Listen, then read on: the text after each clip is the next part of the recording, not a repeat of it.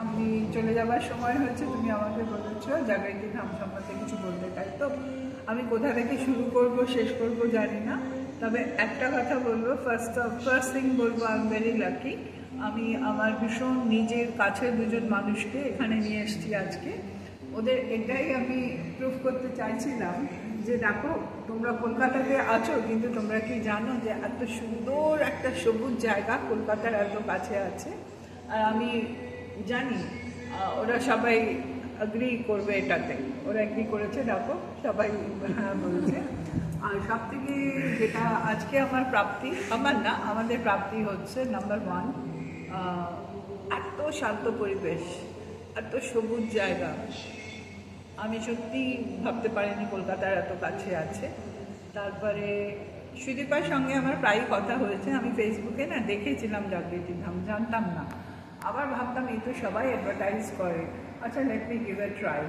So এই ট্রাইটা করে আমি যদি না করতাম, আমি অনেক কিছু মিস করতাম।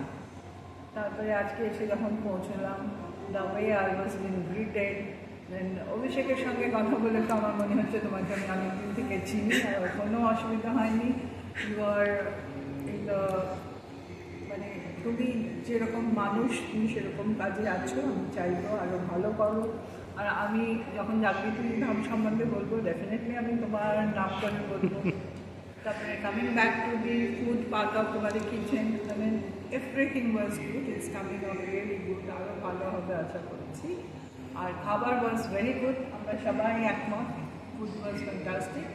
আর ভেজিটেরিয়ান ফুড আমরা বাড়িতেও খাই, কিন্তু এখানে খেয়ে মনে হলো সত্যি ইটস গুড, এটা না খেলে মিস করলাম কিছু।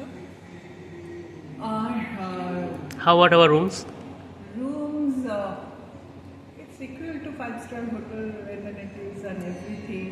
Plus রুমে বসে মানে আমি একটু আমরা রিল্যাক্স করছিলাম, ওখান থেকে বসে বসে বারান্দা দিয়ে আমরা সুন্দর গাছপালা, সুন্দর সুন্দর পাখি দেখছিলাম। আমি তো ভাবতেই পারছি না, আমার মনে হচ্ছে আমি কোনো পাহাড়ের কোনো জায়গায় গিয়ে আছি।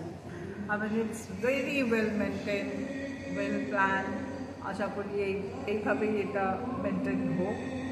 আসবো আবার আমরা, আমি আরও আমার বন্ধু বান্ধবদের বলবো, ফ্যামিলিকেও বলবো, সবাই আমরা।